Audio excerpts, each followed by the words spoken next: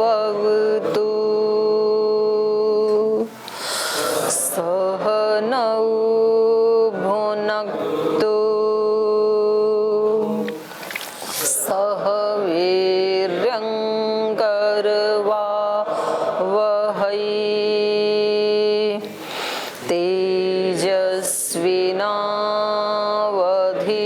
तेजस्विनावधीतमस्तु मा विद्विषावहै।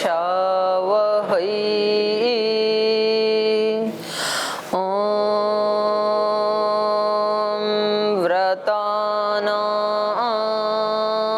व्रतपते व्रतं चरिष्यामि अच्छकेयं तन्मे राध्यताम्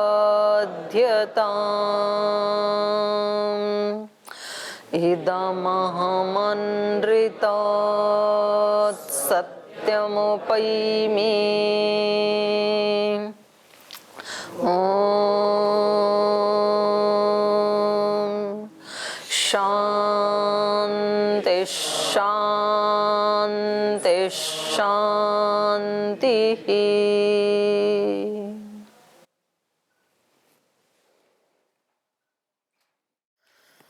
तो वाल्मीकि रामायण का अयोध्या कांड पढ़ रहे हैं। अयोध्या कांड का 38वां सर्ग।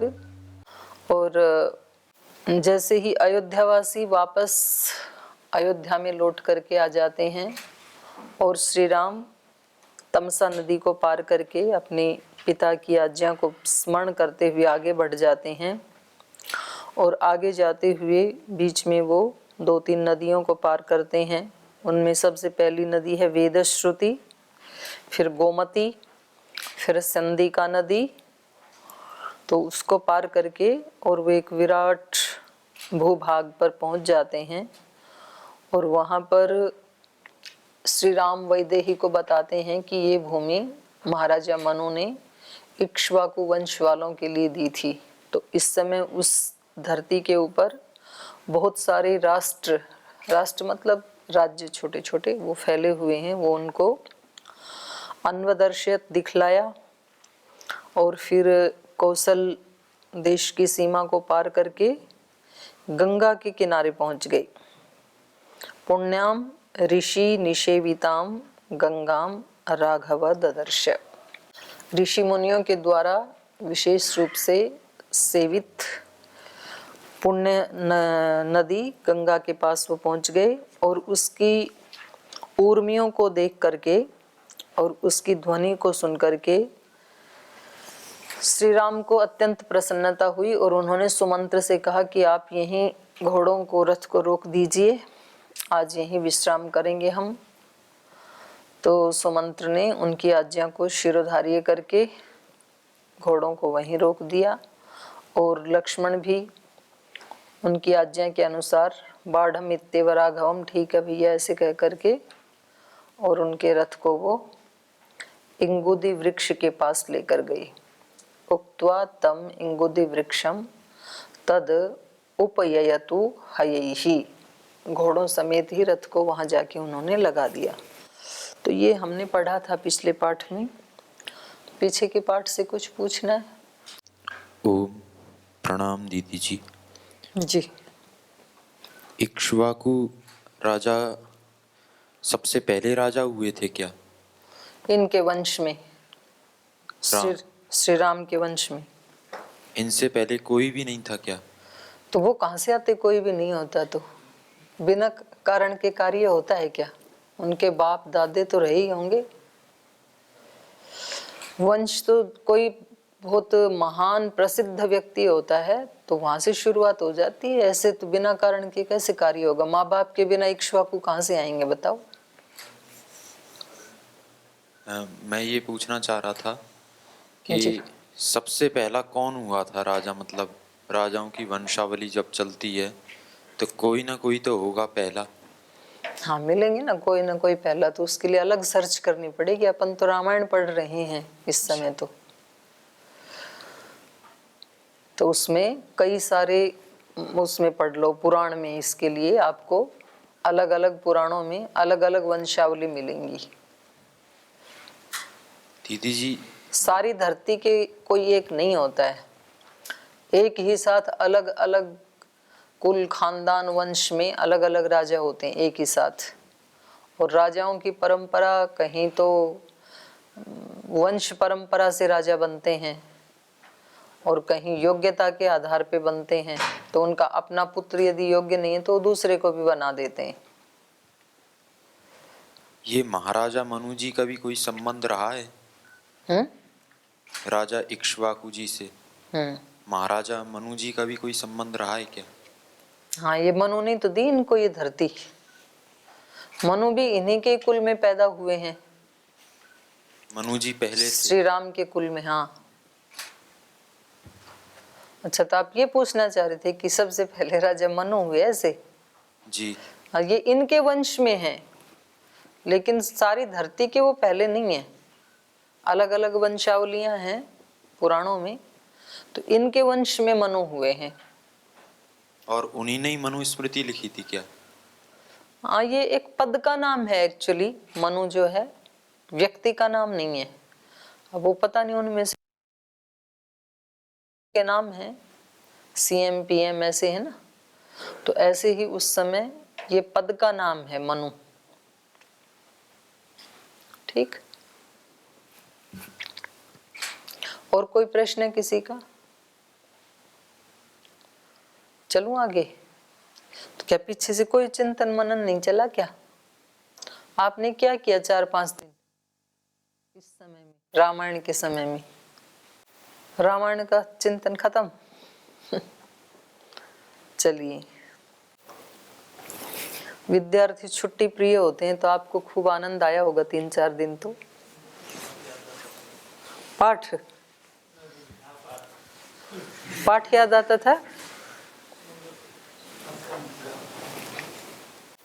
बोलो और बोलो। दीदी जी जैसे कि अभी देखने को मिलता है कि कई नदियां हैं जो सूखती जा रही हैं। और रामायण में भी अभी बताया था कि एक नदी तो छोटी सी थी जिसको रथ से ही श्री राम जी ने पार कर लिया। तो क्या उस समय भी कुछ ऐसी घटना के संकेत मिलते हैं कि ये नदी सूखती जा रही है? एक नदी में पानी कम है तो मतलब नदियां सूख रही ऐसे कह रहे हैं आप? हाँ जी। ना वो तो कोई बरसाती नदी होती है ना, तो जब बारिश नहीं होती है तो सूख जाती है। तो सूखने का मौसम होता तो फिर गंगा में उर्मियां नहीं मिलती ना। तो ऐसा तो नहीं है कि सभी सूख रही थी। कहीं किसी इलाके में जो बरसाती नदियां होती हैं तो बारिश आती है तो उनमें ज्यादा पानी हो जाता है। बारिश नहीं आती है तो वो फिर सूख जाती हैं। लेकिन जो लंबी नदियां हैं वो कभी नहीं सूखती क्योंकि वो केवल बारिश पे डिपेंड नहीं है ना। तो उनका स्रोत जैसे गंगा का तो हिमालय है तो बर्फ पिघलती रहती है तो बहती रहती है 12 मास। और बारिश आती है तो उसमें और ज्यादा जल बढ़ जाता है फिर। लेकिन सर्वथा वो लुप्त नहीं होती है, कभी भी नहीं होगी। ठीक है, चलो तो आगे पढ़ें। तो ये रुक गए वहां पर गंगा के किनारे। रामोऽभियायाय तं रम्यं वृक्षम् इक्ष्वाकुनन्दन रथादौतरत् तस्मात् स भार्य सह लक्ष्मणः तत्र राजा गुहो नाम रामस्यात्मसमः सखा निषाद जात्यो बलवान् स्थपतिश्चेति विश्रुतः स श्रुत्वा पुरुषव्याघ्रं रामं विषयमागतं वृद्धैः प्रवृत्तो मात्यैर्ज्ञातिभिश्चाप्युपागत ततो निषादाधिपतिं दृष्ट्वा दूरादुपस्थितं सह सौमित्रेणा रामः समागच्छद्गुहेन सह तमार्त संपरिष्वज्य गुहो राघवमब्रवीत् यथायोध्या तथेयं ते राम किं करवाणि ते। तत्र रामो अभियाय तं रम्यं वृक्षम इक्ष्वाकुनंदनः, इक्ष्वाकु कुल के पुत्र श्री राम तम रम्यम वृक्षम अभियाय, उस रमणीय वृक्ष को प्राप्त करके उसके पास आकर के रथाद अवातरत, रथ से नीचे उतर आए, अपने भाई लक्ष्मण और सीता माता के सहित रथ से नीचे आ गए उस वृक्ष के पास जाकर के। और जब वो रथ से उतरे तो तत्र राजा गुहो नाम, वहां पर ही कुछ दूरी पर गुह नाम के राजा बैठे हुए थे। रामस्य आत्म सम सखा, जो श्री राम के आत्मा के समान प्रिय उनके मित्र थी। तो रामायण की इस पंक्ति से ये लग रहा है कि इनकी मित्रता पहले से ही थी, या तो इनकी मित्रता वहाँ आश्रम में हुई होगी, विश्वामित्र जी के पास गए थे गुरुकुल में, और या तो फिर विश्वामित्र जी के साथ जाते हुए रास्ते में हुई होगी, क्योंकि ये तो अभी रथ से उतरे ही हैं। और रथ से उतरते ही कह रहे हैं कि वहां पर गुह नाम के राजा, और यहाँ तो नाव चलाने वाला भी नहीं बताया, गुह को केवट भी नहीं बताया।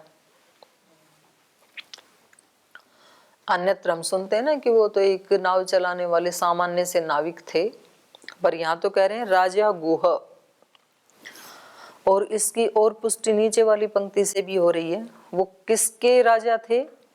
निषाद अजात्य बलवान स्थपतिश्च, जो निषाद जाति के लोग हैं उनके वो अधिपति हैं,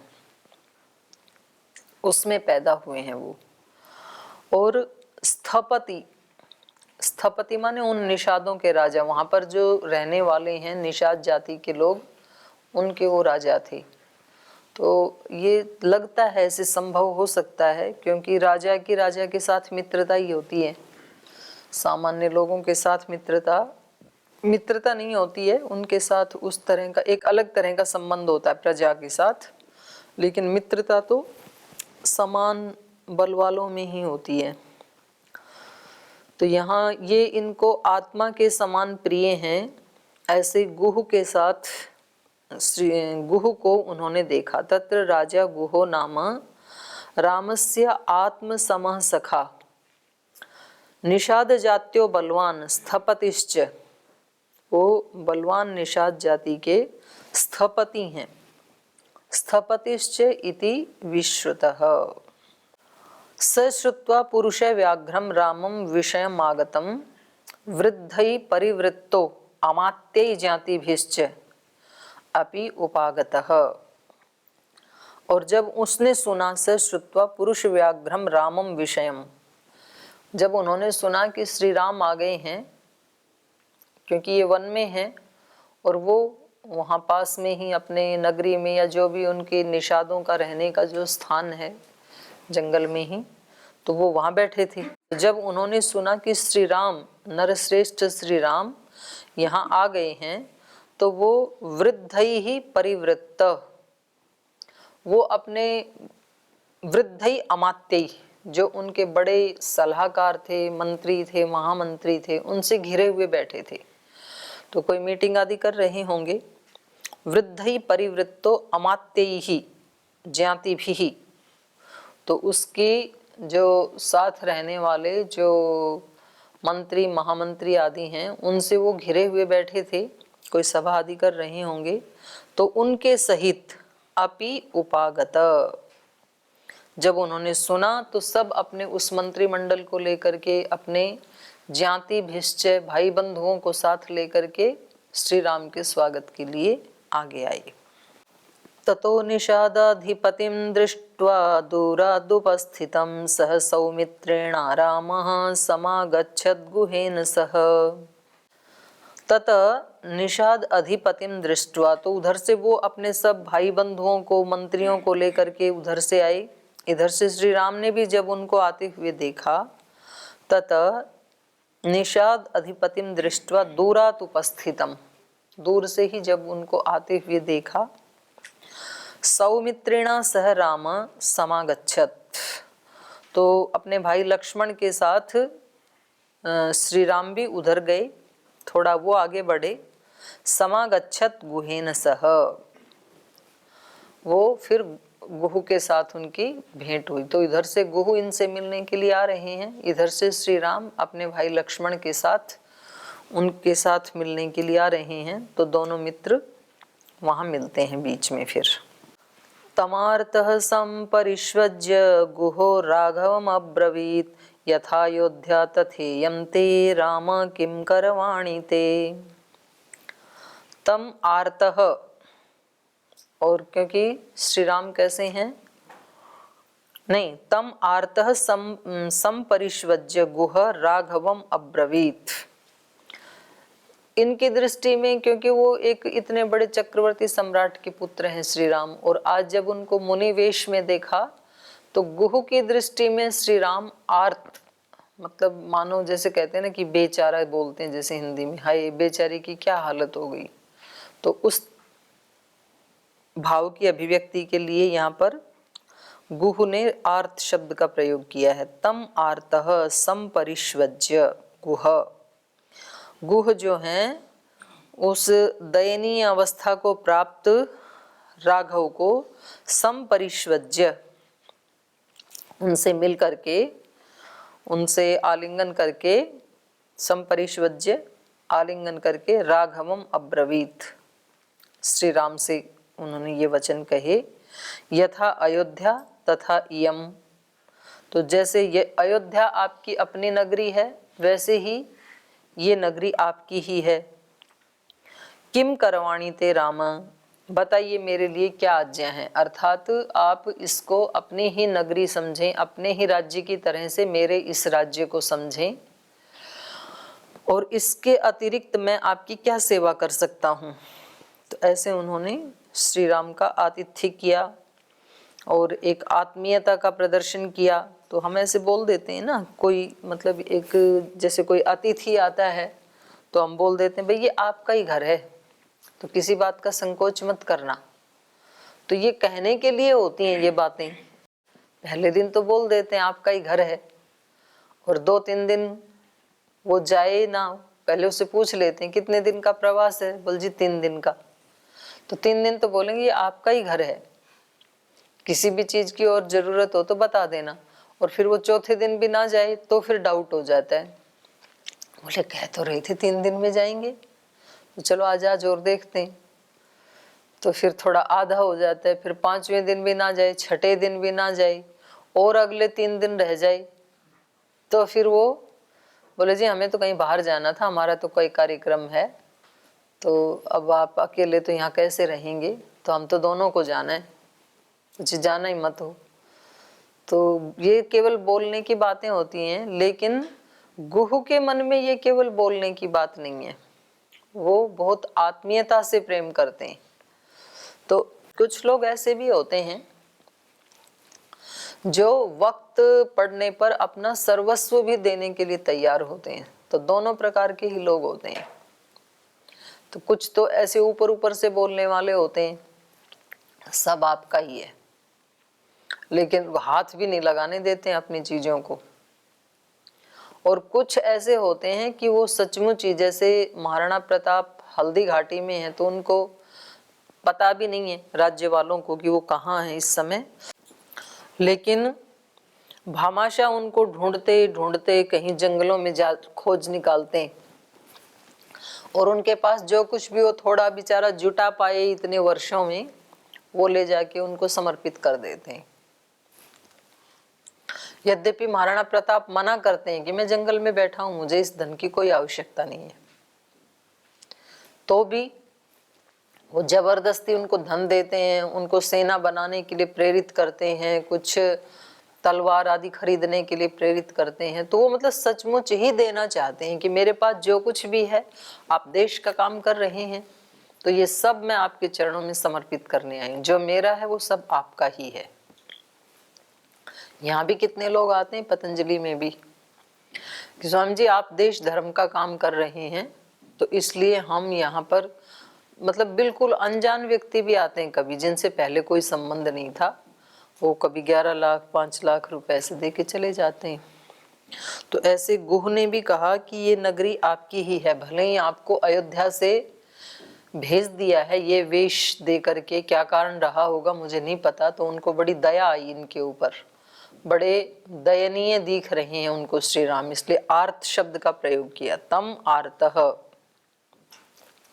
उन परिस्थितियों से जो मजबूर हैं, परेशान हैं, ऐसे आर्त श्री राम को देख करके उनको गले मिले और उन्होंने कहा कि ये नगरी आपकी ही है, आप जैसे चाहें चलाएं और मेरे लिए क्या सेवा है वो मुझे बता दीजिए। ईदृशं हि महाबाहो कः प्राप्स्यत्यतिथिं प्रियं ततो गुणवदन्नाद्यम् उपादाय पृथग्विधम् अर्घ्यं च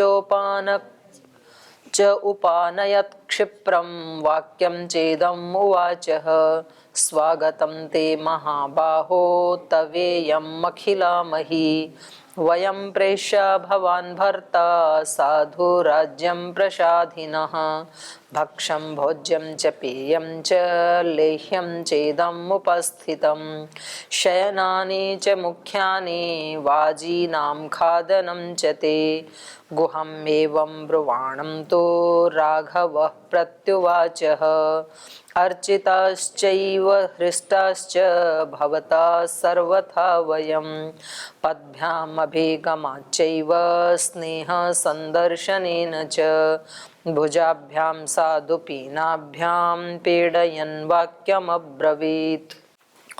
ईदृशं हि महाबाहो कः प्राप्स्यति अतिथिं प्रियम। बोले ये तो पता नहीं किस तरह से कैसे कोई ऐसा हमारा पुण्योदय हो गया कि आप हमारे अतिथि बन गए, नहीं तो ऐसा अतिथि किसको मिलेगा। और सही बात है, ऐसे जो दिव्य आत्माएं हैं, महान आत्माएं होते हैं, ऐसे जो अवतारी पुरुष होते हैं, वो किसी के घर अतिथि बन के आ जाएं तो सचमुच ही बहुत बड़ा अवसर हो। वैसे तो सभी अतिथि को भगवान का रूप माना है वैदिक धर्म में, वैदिक परंपरा में, कि अतिथि जब आता है किसी के घर में तो क्योंकि उस अतिथि को भी पता है ना कि ये मेरा घर नहीं है, तो वो निष्कामता के भाव में होता है, इदन्ना ममय के भाव में होता है। और जब जब कोई आत्मा इदन्ना ममय के भाव में होती है तब तब उसकी आत्मिक शक्तियां ऊंचाई की तरफ होती हैं। और जब जब वो ये अहंकार और ममकार की भावना में होता है, मैं और मेरा, तब तब उसकी शक्तियां नीचे आ जाती हैं। तो अतिथि को देवता इसीलिए माना गया है। अतिथि जब आता है उसको पता है ये मेरा नहीं है, तो वहां पर वो जो भी भोजन, अन्न, वस्त्र और बिछौना आदि जो भी प्रयोग करता है, तो उस सब समय उसकी स्थिति इदन्ना मम के भाव की होती है। और उस भाव में जो प्रतिष्ठित है वो हमारा कल्याण कर सकता है। कोई साधारण व्यक्ति भी जितनी देर वो निष्कामता के भाव में प्रतिष्ठित होगा, उतनी देर के लिए उसके शरीर से, उसके एक एक रोम रोम से जो वाइब्रेशंस निकलते हैं, जो ऊर्जा तरंगें प्रवाहित होती हैं, वो सचमुच उसके लिए भी और सबके लिए भी कल्याणकारी होती हैं। आपको पता है जब अतिथि आता है 1-2 दिन तो पूरे परिवार को कितना अच्छा लगता है। तो क्यों लगता है? इसीलिए लगता है क्योंकि उसके अंदर से ऐसी पॉजिटिव एनर्जी प्रवाहित हो रही होती है। जैसे बच्चों को बड़ा चाव लगता है ना उनके मामा घर आते हैं तो, और वही मामा यदि रहने लग जाए लगातार शकुनी की तरह से, तो फिर क्या कर देगा? बाद में पता लगा कि ये मामा ने ही पूरा सत्यानाश करवाया पूरे घर का।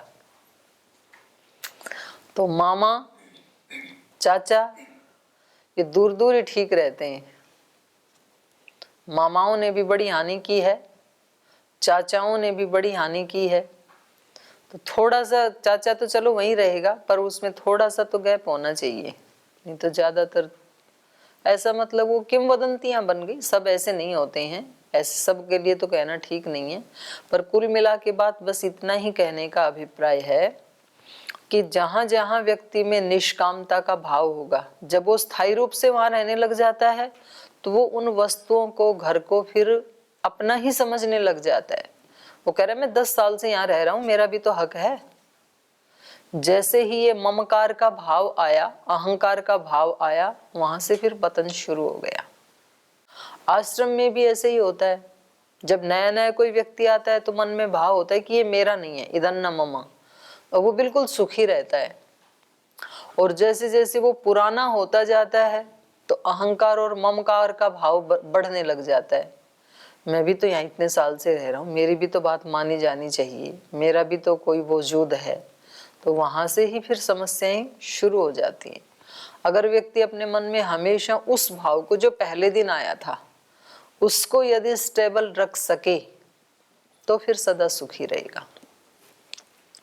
तो अतिथि हमेशा ही भगवान का रूप होता है, इसलिए पंच महायज्ञ में एक अतिथि यज्ञ को भी जोड़ा। यज्ञ के समान होता है वो कार्य, अतिथि की सेवा करना।